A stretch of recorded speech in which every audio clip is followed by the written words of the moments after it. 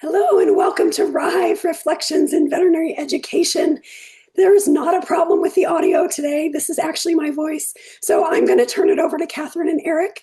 I will chime in less than usual, but I'm here. I'm feeling fine. But we have a guest today, and I'm not going to ruin this by talking too much. So, Catherine, Eric, who wants to take over? They're all jumping I in. will choose They're one. both they Eric, both you're up. want to take the reins. Eric's on Oh, mute. So sorry. there you go. Uh, yeah, no, let's do it. I have the like standard questions, and then Catherine can add the flavor commentary. Sure. Um, Can we so just have her, are you going to have her introduce herself first or? yeah, yeah. Okay. Is So, this your first podcast, Eric? Sorry, that was so rude. Hey, thanks for having me. and that's the session. Um, Thanks. yeah. So thanks everyone. Yeah, sorry Bobby is out of commission, but we are excited to be joined by Sherry Clouser, who is from the University of Georgia right now. And Sherry, why don't you tell us a little bit about your professional progression and how you ended up here? Yeah, it's a long and winding road, so I'm glad we've got some time.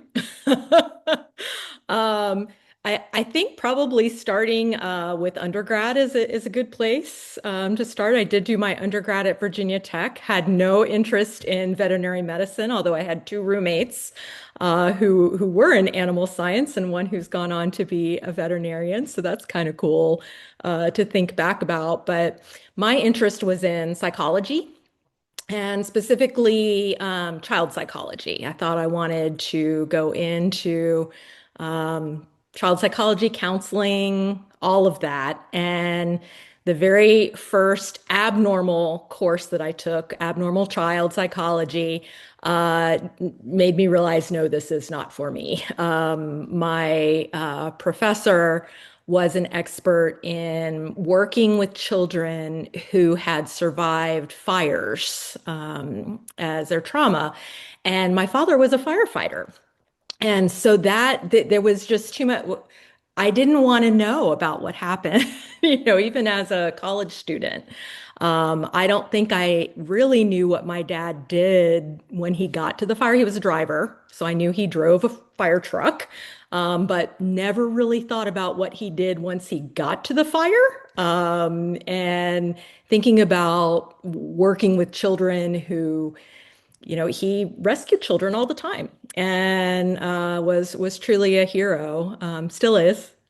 But that made me realize that no, psychology, especially child psychology, was not for me. So I was really interested in psychology. I had liked my other psych classes, cognitive psychology in particular. And so, in order to keep that as my major, I decided I'll just add another major. So, I added history and an emphasis in social studies education. I thought, okay, maybe I will go into the K-12 world and be a high school teacher. And so that was the path that I set off on. And one of my psych faculty, and in fact, my cognitive psych faculty, encouraged me to try research. And so as an undergrad, I did a research project that combined psychology and education. It was in the educational psychology department at Virginia Tech. How about that?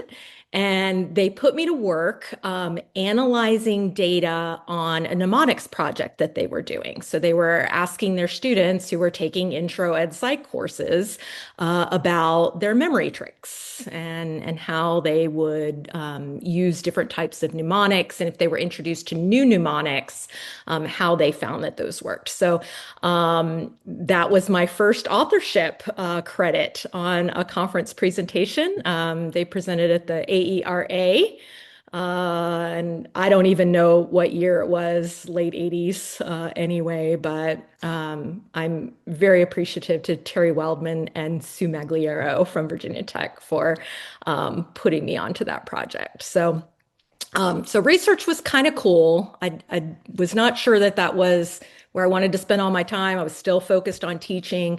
But instead of going straight into the job market after graduation, I had an opportunity to do a master's degree in ed psych at Purdue University. And so I went off to the Midwest, and that was quite an experience for me living somewhere other than Virginia. But I was a graduate teaching assistant, and I taught a class that I had only recently taken myself as an undergrad.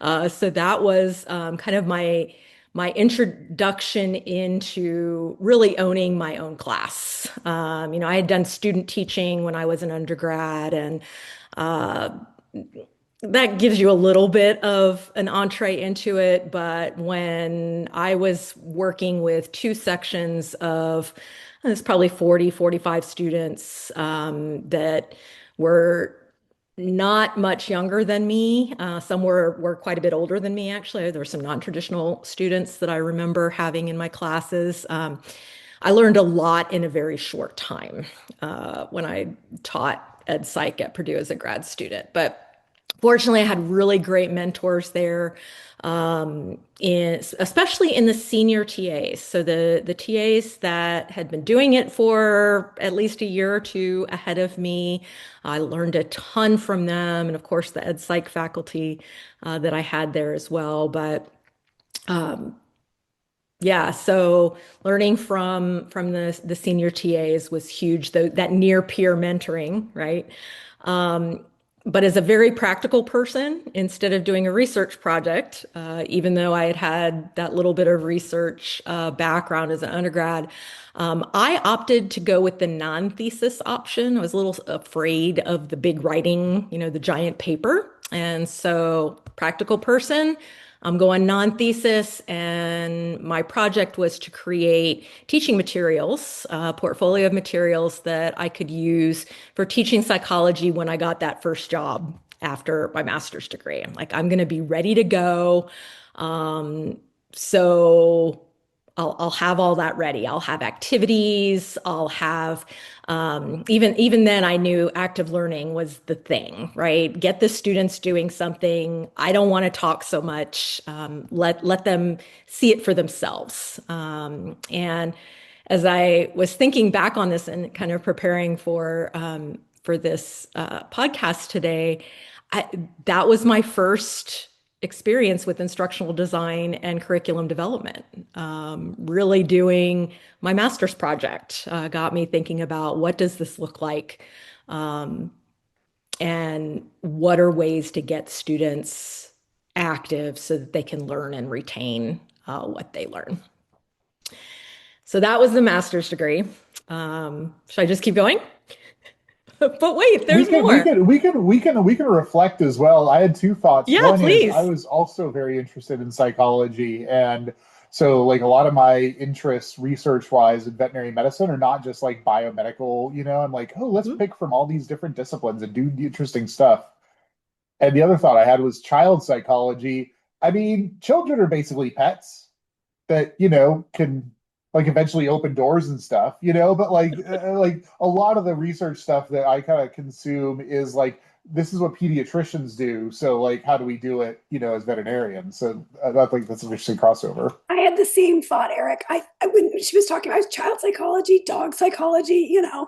Yeah, I had a similar thought, but I will say that my cats can open doors. So, I'm not sure there's a whole lot of difference between the two up to a certain point. And I will say it's interesting because when I was in the military, I was trying to figure out why I hated being in the military so much. And so I took an interest inventory, and I don't know if you guys are familiar with it or not, but essentially what they do is they give you a score between 1 to 100, with 100 being like the highest level of interest and 0 being the lowest level of interest, and based on like your responses to 243 statements. And one of my highest levels of interest was in psychology, actually, which probably would not actually have been a good fit for me, but is interesting anyway that there are three of the four of us who, and you're actually doing a master's in educational psychology, Bobby. So all of us actually sort of have that in common. So anyway, Yeah. I'm also thinking I love this question, Eric, because we always learn so much about our guests. Like, I feel like we've known each other for a while, Sherry, but I don't know necessarily a lot about you. And so this has been really fun for me to listen about to your journey.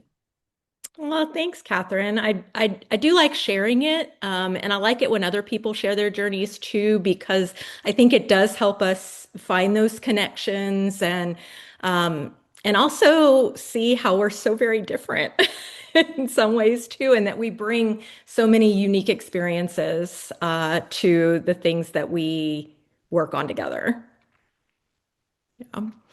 Well, cool. So, master's degree acquired, level up. Um, I'm going into the job market, right? So after graduating, I did a little bit of substitute teaching. I graduated in December, and so there weren't really many full-time positions. I remember applying for one that the person had gone on maternity leave, so it was a long-term sub or something like that.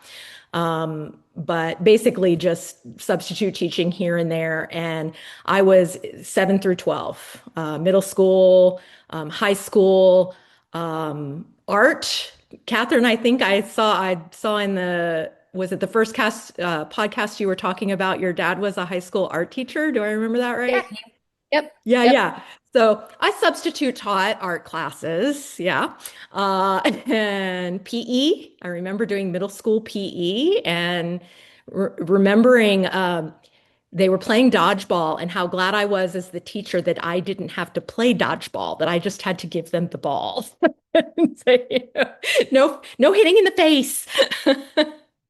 But as you might expect, the substitute teaching experience was not a good one. And drum roll, please, I did not stay in K-12 education and never went forward with that. So I tried office work. I did a little bit of marketing and public relations for a startup company.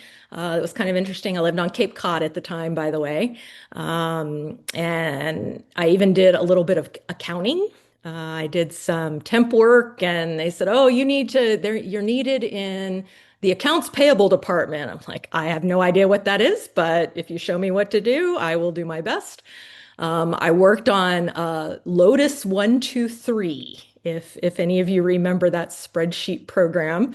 My first experience working on the computer beyond a word processor. Uh, but I did a lot of little things and tried out, just dipped my toe in many different waters. And nothing was really working. It wasn't sticking with me. And then a very close family friend suggested, what about teaching adults? You love education, you love psychology, you love teaching. Try adults if it doesn't work for kids. So I found a job listing, and by this time I had moved to Portland, Oregon. And there was a job listing there for a receptionist role in a computer training company. So basically, they did just one day come and learn how to use Microsoft Word or WordPerfect or Excel, that sort of thing. And so I went and interviewed, and when they interviewed me for it, they said, we're happy to interview you for this position, but looking at your resume, we want to hire you as a trainer. And I'm like, I don't know computers. I can do a little bit of WordPerfect, a little bit of Lotus 123, but that's about it. And they said, we can teach you that. It's a lot easier to teach you the computer skills than the teaching skills. So I started, right?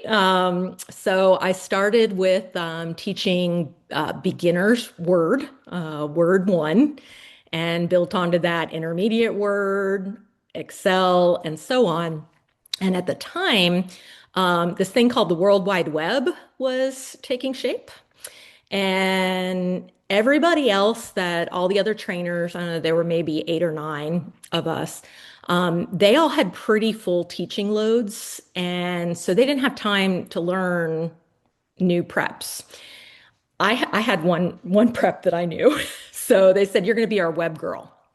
And so I got to spend a lot of time practicing in Netscape Navigator, you may recall, and later Netscape Communicator and Netscape Composer, which allowed you to build your own web pages, and spent a lot of time learning to code in HTML. And I taught folks how to use HTML and loved working for that company. But what I didn't love was how isolating it was. I would have a new class of students every day. And some of them might come back and take the intermediate level of a particular course, but usually it was new people every single day. And even the other trainers, we didn't see each other very often because we were off at Intel or Hewlett Packard or, wherever we were doing our training. So I miss the relationship building.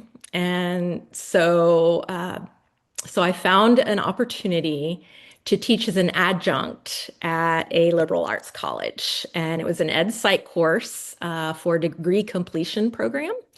And so basically, this was adults who had working lives and they had maybe done a couple of years of undergrad, but this program was specifically to help them finish. And so I taught ed psych every Thursday night from 6 to 10 when we were in session. And so you better believe I incorporated a lot of active learning, small group work, a lot of mixing things up because I'm not talking for 4 hours straight and they're not listening for 4 hours straight after having been at work all day. That was a great experience, which led me to another adjunct experience at another liberal arts college in Portland. That was this really weird, progressive, really outside the box idea, which was teaching online. And it was a program called WebCT, which we actually used at Georgia for quite a while, but it was WebCT 1.1. And I had experience teaching myself software, so I taught myself to use it. And it was so much fun to teach. I think the first time I taught online, I had 3 students. And we just had a blast kind of figuring it out together because it was so new. No one knew what to do. But we had a good time. We had a really good time. And at that point, it's like, okay, I found what I want to do. I want to teach college. Does anyone else Um, feel right now like Sherry's story is a little bit like Forrest Gump, but like for education? You were like there at the beginning of right when we figured this out, and then when I was there at the beginning of it, you're cracking me up here. That's awesome. that's awesome. I've never been compared to Forrest Gump before. I love it. I want to point out to the young audience members, online learning, it wasn't video. Like you didn't have a class where it was video face to face, right? So we all assume, oh yeah, you just like are on. No, you're typing text. We had discussion boards. So if you think about your discussion board in your learning management system, whatever that may be, that was pretty much it. And HTML pages. And fortunately, I knew how to do that, and so I was able to post content. I have to say, I'm really impressed by this because my experiences with computers, I would never have been able to do what you have done. I started using computers in second grade and knew very quickly that was not for me. But just as a funny aside, when I was finally finishing up my undergraduate degree in the sort of mid 90s, the World Wide Web was a little bit bigger then. I was doing a search in one of my classes, and this is like totally out of left field, but I typed in www.whitehouse.com. Oh Don't no, do it. No, no, don't do it. Don't do no! it. And the photos that came, I was like, oh, and I was on a school computer. I was like, no, no, no, because I didn't realize that it Dot should say gov. .gov. So anyway, now everybody's going to want to go to whitehouse.com, but don't, please. So Don't, anyway, yeah, don't do I it. just I just say that Especially because not on a work computer. right. I obviously couldn't even figure out how to type in a correct web address. And here you are like teaching yourself how to code and how to create all these web pages. And I'm like, wow, this is like, I bow down to you. That's amazing. Oh, thank you, Catherine. I mean, I had the gift of time, right? They were paying me to learn. And I think Bobby said something. I did go watch your several versions of your podcast, several I can't speak, chapters, editions, drops. What do we call them? Episodes. Episodes. Thank you. I did watch several episodes, and Bobby, you said something about when you first started teaching, maybe as an intern, that you realized you really got to know your stuff when you teach, and it helps you know what you need to work on. And because I had to teach it, I had to learn it. And so I buckled down, and it was a lot of fun to do. Um, but yeah, WebCT 1.1, teaching online, teaching ed psych, like, okay, this is my calling. I want to teach college students. And so I'm still not quite done, right? I'm still not where I ended up with the teaching of college students. But after looking for some full-time gigs and teaching college students, because the adjunct thing was not quite stable enough for me. I'm a little bit risk averse when it comes to career and making sure that I had a stable paycheck and all of that, health insurance. Uh, I uh, I learned that you really needed to have a doctorate in order to get a full-time gig teaching. So I'm like, I'll go back and get my doctorate. Do I want ed psych? I could really go back in anything. And I remembered from Purdue how much I enjoyed studying gifted education, gifted and talented, and working with that population of students. And so I looked around at different programs around the country. I'm like, I could go anywhere. There were no online doctorates at the time, so I would have to move. And so Georgia was one of the institutions that had just a stellar program. And luckily, one of those senior TAs from Purdue, when she finished her doctorate at Purdue, she got a job at Georgia as a brand new assistant professor. And she was still at Georgia when I decided I wanted to go back. And so I called her up. I said, is Georgia the program for me? What do you think? And she said, come on out. I'll show you around. Let's see what you think. And so she was a big part of the reason I ended up in Athens, because I just trusted her. She had helped me so much when I started at Purdue, and helped me when I got to Georgia as well. So, and side note, her daughter, who grew up here in Athens, and ended up going back to her parents' home state and back to their alma mater. She did her undergrad at Purdue and stayed there and did DVM at Purdue. So there's another little fun tie-in. I think now she's doing an internship at Tennessee. But it's really fun to have all of these connections. But anyway, so I came to Georgia. Plan was to do a doctorate in gifted and creative education. I got here at a weird time and couldn't start classes, and so I'm like, I'm gonna find a part-time job. I got to do something. And I ended up answering a call or an ad in the newspaper for the University System of Georgia was looking for someone to work with instructional support specialists across the state at different system institutions using this thing called WebCT. Like, pick me. Me, I can do that. And so they hired me on full time. And they said, you know what, when you're ready to start your doctoral studies, you can do that part time. You can keep this job and do that part time and get your tuition paid for. I was like, huh, that sounds like a good plan. And so I'm just going to that's what I quickly did. pitch. Sherry, could Did I interrupt? not. I just need a Yeah, go ahead. I just want to quickly pitch. This is why everyone should go into academia, because there are all these great benefits that you can keep learning. Everyone's like, oh, you make so much more in private practice. Like, yeah, but you keep growing and everything. So Yeah, this is just me plugging getting academia because I masters think paid everyone for should as do it. well. You're 100% right. Yeah, I haven't paid any for my masters. Nope, I figured out something like $2,000 in books when we still had to buy books. Yeah. Um, got my Oh, doctorate for 2,000 books. That's awesome. I also want to point out that this is the value of building strong relationships and having a good reputation, right? I try to emphasize this to students so often, and so often many of them blow me off and then come back 10 years later and say, "I probably shouldn't have blown you off," because this is exactly what happens. You start building your professional reputation, you start building those relationships, and this is how you get to the places that ultimately you may not have thought you wanted to go, but that you end up being. And so that was one of the thoughts that was running through my head as well. I think that's a really good point, Catherine, in that the relationships that we make, really, we have no idea where they might lead in the future. So don't burn those bridges, build them stronger. So, doctoral program started in a gifted of creative education. Had a colleague at the university system who was in adult education, a different program.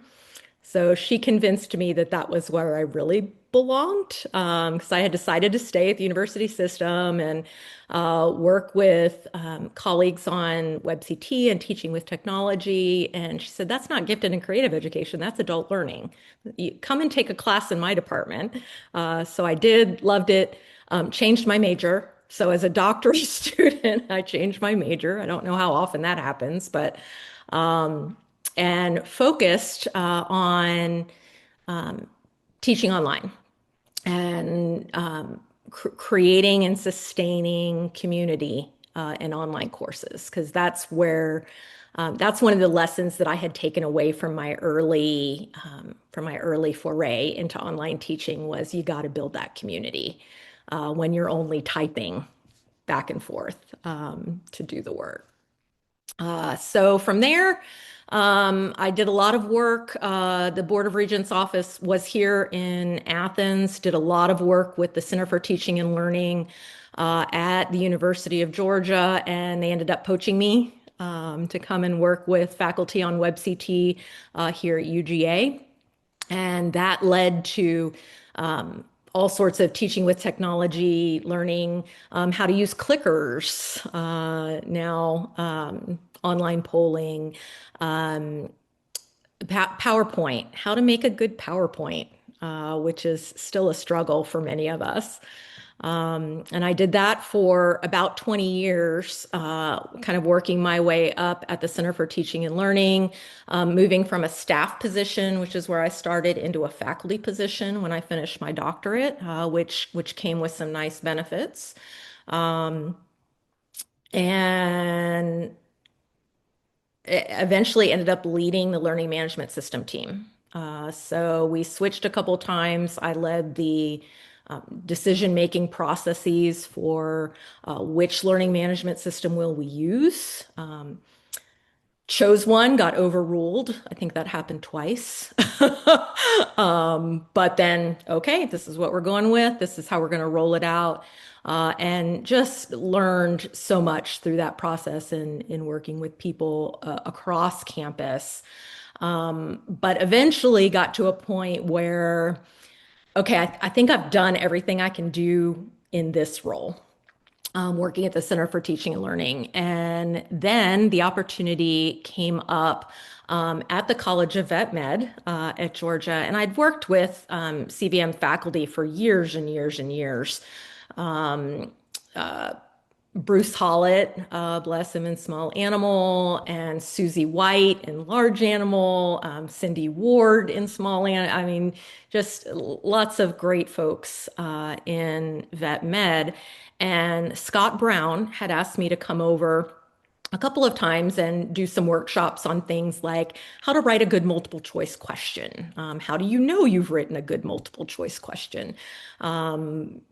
Developing a PowerPoint. So again, some of these basic things. And so he had kind of known my work from that. And when I applied for the position, he had known me and said, "You know what? You are not right for this position that we advertised for, but you are right for our unit. So we're going to hire you." And he made a new position, so he hired two of us at the same time, so that he could get everything he needed, but then also the things that he thought I could bring to the table as well. Question, Sherry. So, what was the position that you applied for, and then what did it become? Yeah, so the initial position was the assessment coordinator, to focus primarily on program level assessment, and that was very tangential to my knowledge zone. I knew a little bit about it, and I could learn it, but there was someone else that he had interviewed that was their bailiwick.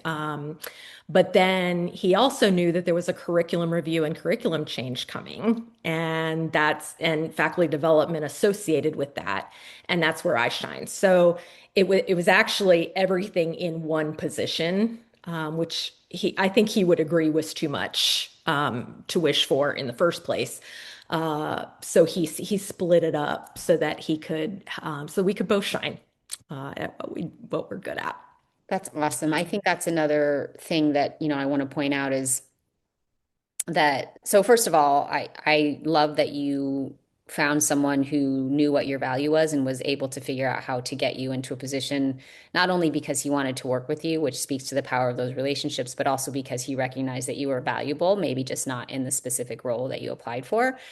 But I also want to point out, and this is particularly true for women, that when we apply for positions, most women will not apply for a job unless they meet 100% of the stated criteria to be eligible to apply, where most men will apply if they meet 60% of the criteria. And this is the value of just putting your name out there, right? Like part of that is because you had a relationship, but part of that is because you had enough confidence in yourself to know the things that I already know and that I've already done in my career will translate in a way that I can make myself valuable and learn the job. I have the other skills, I can learn this job. And so I think that's a really important takeaway from what you just talked about, right? Those relationships, but also like the value of valuing yourself and knowing that even if you don't have all the skills, you should try. I mean, what's the worst that's going to happen? They're going to say no, Mhm. big deal. But what's the best that That's could exactly happen, right. right? You That's could end exactly up in an right. amazing job.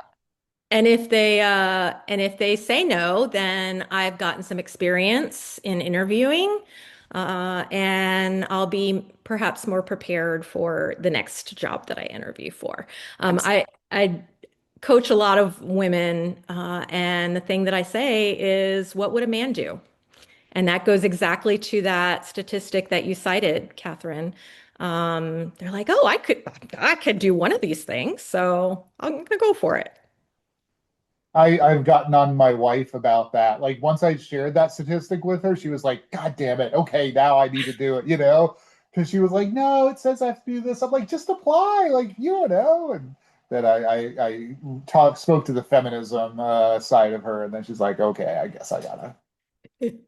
I love it. I love Yeah, it. I think it's important. And, I say that because I have suffered from that my whole life too, right? I think it's partly socialized into us as women that that's sort of the Mhm. bar that we have to meet.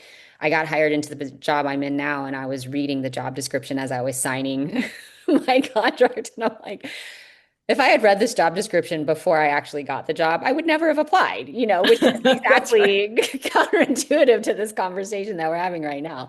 But fortunately, I have a husband who's like, you know what, you should apply, so I'm lucky there too. But it's funny that you say that, Eric. I do think it's an important thing to point out. So that's awesome. Yeah, so that's my story. That's Like Catherine amazing. said Very before, cool. these are my favorite episodes because there is always so much that people that I've known for a long time. But there's so much about your story I hadn't heard, and it's awesome. Genuinely though, I'm like, I want to make a Forrest Gump like little mini movie, and like we go through the history of that, and you're like, and there was Sherry, and then there was Sherry again. And you're just like passing through all these like milestones in education history, and I love it. That's amazing, Bobby. Thank you for that. It also, not that I was surprised at the time, but it totally makes a lot more sense to me now why when I reached out to you and was like, hey, would you be interested in teaching in our online Masters of Veterinary? You were like, yes, yes, I'm happy to do it. I'm like, oh, that makes so, and not that you wouldn't have done it anyway, but I'm like, that makes a lot of sense. This is totally in her wheelhouse. She's the OG of online education. Why wouldn't she want to do this?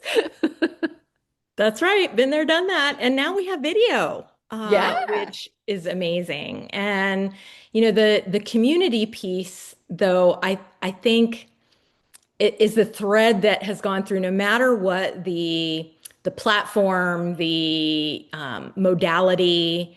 It's all about the building of the community, and video does make that easier, I think, because we can hear the inflection and we can see the gestures, but even when I was teaching in Portland, just having a phone call with students. And we talked about, you can always call your students. What? What do you mean? Yeah, I'm gonna veer off of the script because this is what we do, right? We have these warm-up questions and then we kind of decide Okay. what we're gonna do. So, and feel free to say no, I don't want to answer that, but I'm curious what your reactions and thoughts are about the new COE guidelines governing distance education. Yeah. So I know that those come down from US Ed, the Department of Education, and we have to follow them. I think there are ways, obviously with my background, there are ways of doing distance education well. Um, is it right for everything? Can you do gross anatomy? That's hard because actually cutting into tissue is helpful, right? And using this and learning how to hold the scalpel correctly while someone's watching over you. Now, I will say, with a class size of 150, is there someone watching over every student? No. But anyway, I digress. Um, there are many things I think we can do via distance education and do well for the right student. I don't think every person can succeed in an online environment. And I don't know if they still have them today, but back in the day, there were quizzes that students could take. Is online education right for me? And there would be this whole series, and it would come out, it would spit out, either, yes, you're perfect for an online student. It's that, driven, self-motivated, willing, able to learn things on the computer and solve problems on my computer when my computer isn't working. Same thing for online teaching. Is online teaching right for me? And it's not right for everyone. So I think some of the guidelines, I think we're being really, really strict about it. But I think the risk is really high if we don't. Um, so that's basically what I think. What do you all think? I'm vehemently opposed. Will very commonly go on record as saying that I think we should be doing distance education 100%, and not like all, not everyone should be, but like I, especially when the rule came down, I've been doing Zoom rounds for my rotation for 5 years. And it's like, look, I can share my video from my computer. I can type instead of writing on the whiteboard so you can read what I'm writing. Like the residents could be in their offices and participating. Someone could be like running late and dial in. And it's like, there is nothing about this that is better with me being in a rounds room, is my belief, anyways. And so I was incensed when that came down. And when you were talking about anatomy, I was like, oh, that may be kind of true right now, but they're already getting to Mm. VR sorts of things where, like you kind of go through and, in human medicine, you can like take the person and rotate it and take off layers and, all of that. So it might get there one day. And I think that putting a brake on progress is not the direction to go in. That's my rant. Thank you for letting me rant. What? I think a good point, Sherry, that a lot of this is what does the Department of Education require of the accrediting bodies, right? And we've already seen some changes in the rules around distance education, and more are coming. So I don't think it's that the AVMA is like we don't want distance education. I think a lot of it was more we are not prepared to evaluate how you guys are doing because just doing educate. Sherry, you're going to understand this better than most. You can't just be like, okay, I'm teaching online and all my teaching is great. No, now that's also true for in-person teaching. So, but I do think there is a danger in doing education poorly, whether or not that's distance or not. But creating barriers to education is also not a good thing. And I would also argue that AVMA probably should have seen that coming a little bit earlier. And so, so I understand why they were like, "Hey, we're not ready for this." But partly it's like, why weren't you ready for this? It wasn't like 2019 and it was like, whoa, we have no idea this was going to blow up. Like, you had a little bit of time to prepare. So that's my critique more than anything. Yeah, I seem to gather that there's a little bit of a fear of the upstarts as well. The drastically different approach to programming that we're also not quite ready for.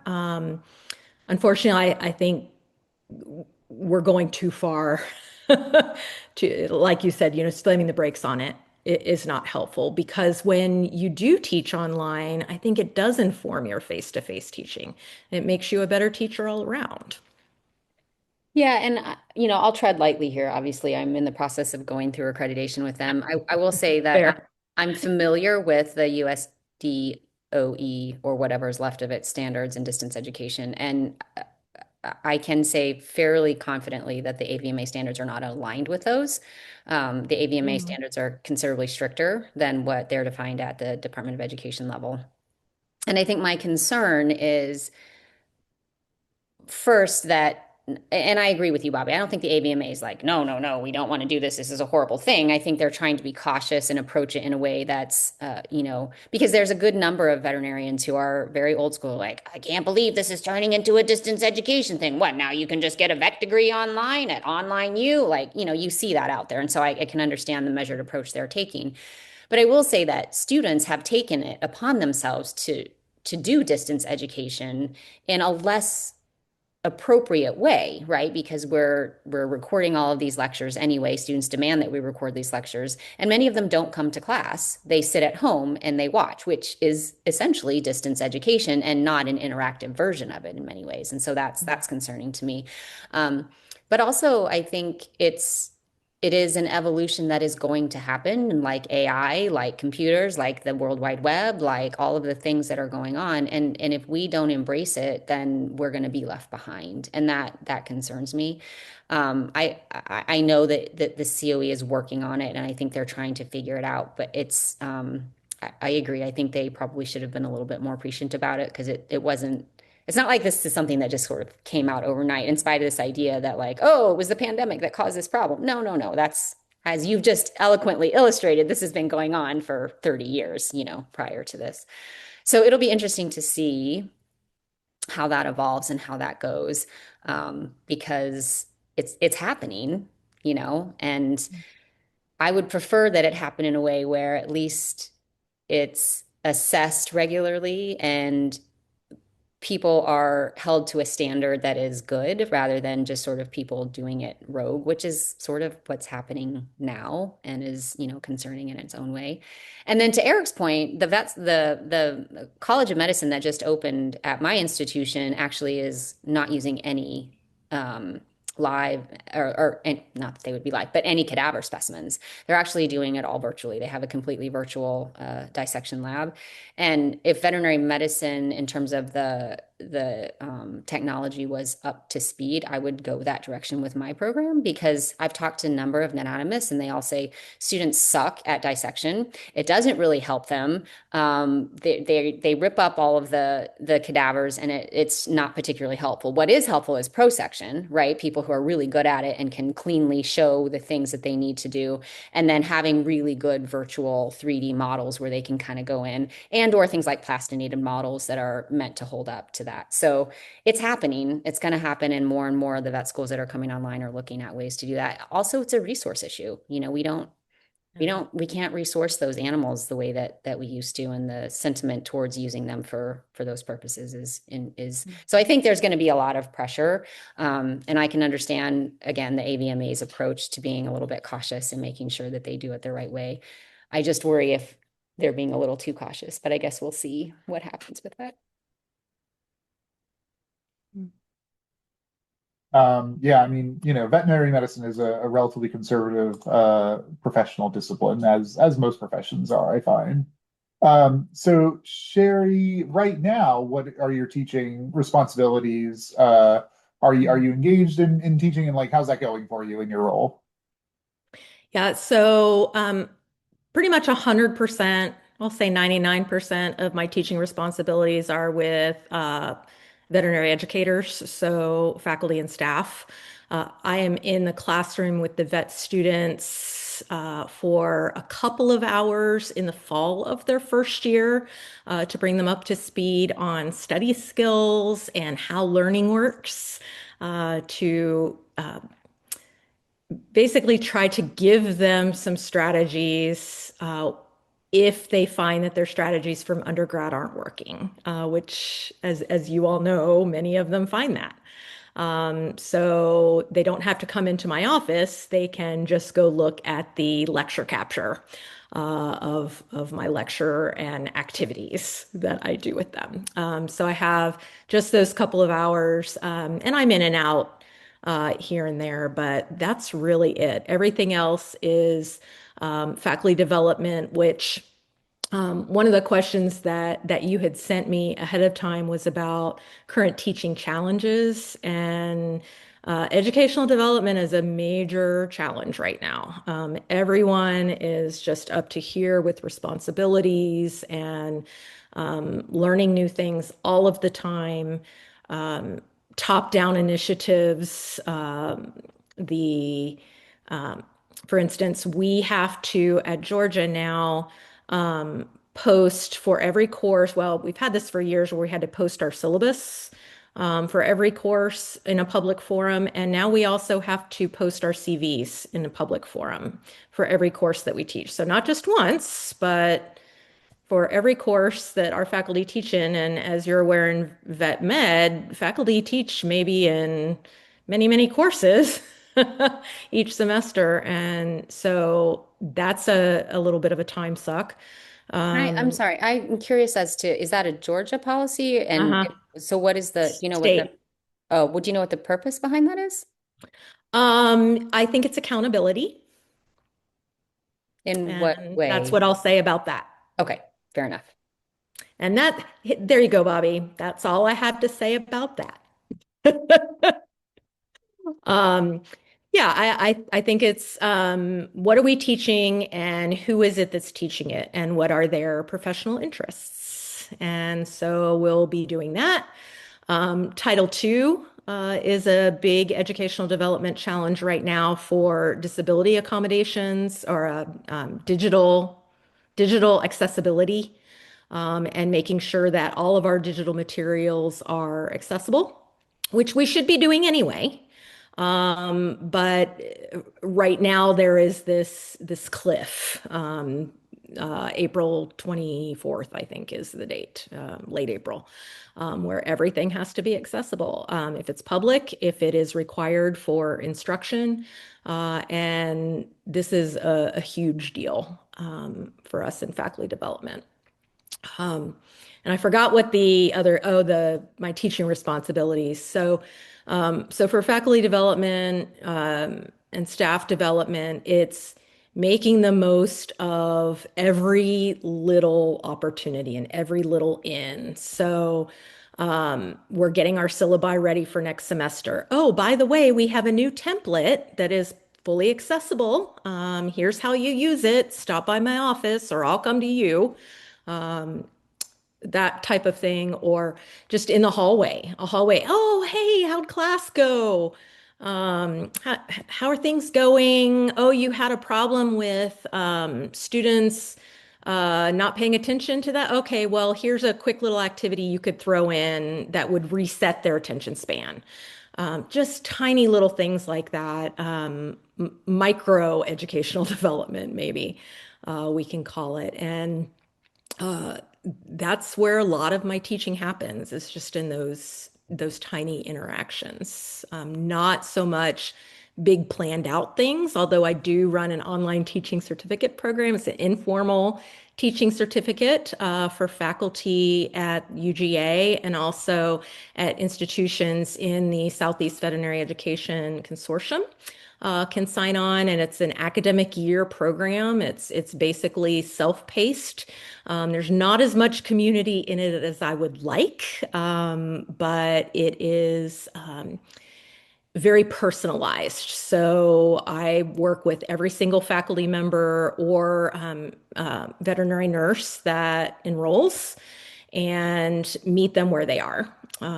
The very first module is reflective practice and thinking about your own teaching practice and what it means to you and what you value about teaching, what you love about teaching.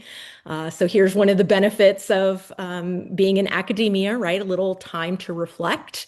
And not everybody finishes the certificate, but my hope is that everyone that starts even just that first module has leveled up in that their teaching practice because they've started or continued thinking about their teaching and gotten some tools for doing peer observation of teaching and asking others to come in and view their teaching and give them advice. So I do get to do that program and I love it.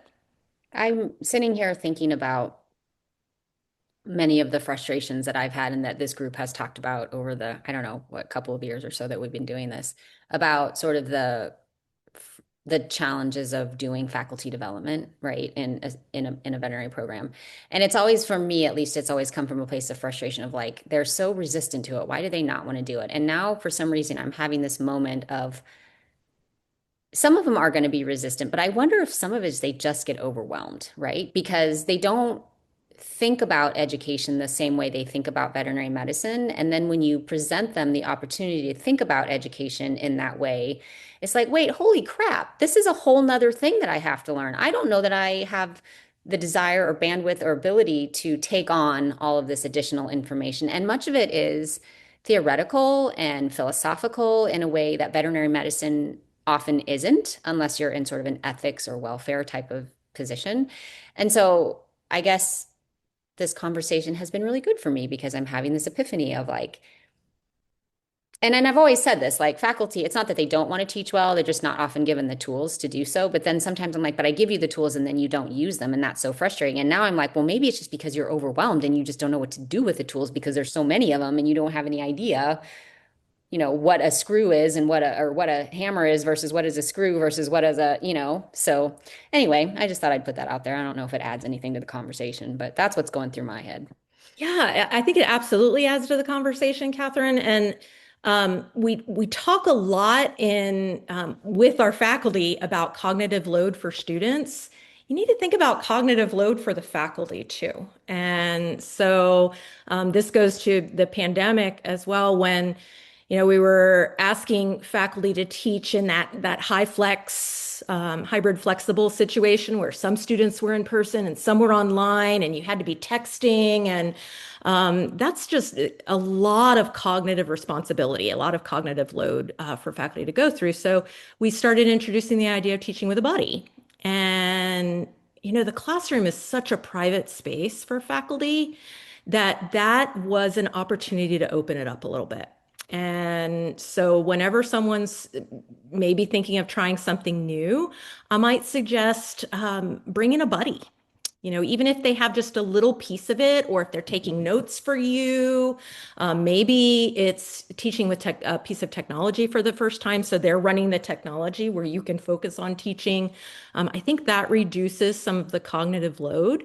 And also that meeting them where they are thing, where I'm not giving you this big package of material. I'm just listening to what is the struggle that you're having right now, and what are one or two things that you might choose from that could help you through that. Sherry, that's brilliant. It's such a, like, that was your micro faculty development for me right now. I was like, I love that, and I'm stealing it. Um, that is such a like simple but smart idea. Oh, I'm trying something new. Can you come in and help me with this piece of it? Because it doesn't even have to be for the entire class, right? That's I, right. That's right. Well, Just and while you I know get what started. yeah, you know what just occurred to me is that now you've brought that person in on something new and interesting and maybe sparks for them like, oh, hey, I could maybe do this. Absolutely. It's not so scary anymore. Yeah, definitely. It's also, it's a really good connect the dots moment for me too, Sherry, because I've done peer observations. I've taught people how to do peer observations. And one of the things that I sell about peer observations is this is your opportunity to go in and learn too, right? You get to observe what somebody else is doing. You might learn something that you really like. You might learn something that you don't really like and realize, oh, I do that too, and I don't need to do it. But this is sort of like leveling that up to bringing somebody in to help you with that. So then you have that opportunity to interact with each other in both a teaching sort of capacity as well as sort of an informal observation capacity. So yeah, I love that. That's fantastic. Amazing. It's great. Well, we're kind of running low on time. So, Sherry, any like major takeaways you would have for the audience of, largely veterinary educators, like any words of wisdom or words of encouragement that kind of come to you? Oh gosh. I think one thing I will shamelessly steal this from a faculty member at Virginia Tech in Ed Psych, Peter Doolittle. He says, "The one who does the work does the learning. The one who does the work does the learning." So if you as the teacher are doing all of the work in your classroom, who's doing the learning? You already know about shock. You know everything there is to know about shock. So why are you working so hard in the classroom? Get the students to do the work in the classroom. They're the ones that need to know about shock and what it looks like and how to treat it and all of the things about shock that I don't know. Get them to do the work. Is that work sometimes listening? Sure, listening to a lecture, absolutely. There are times when it is really important to listen to lecture. Maybe give the students tools so that they're working on listening. They're actively listening. They're listening for something in particular during the lecture. So they are working because the one who does the work does the learning. That's one of my favorite things. So sometimes it's listening, but I think even more than that, the work that our students should be doing is more generating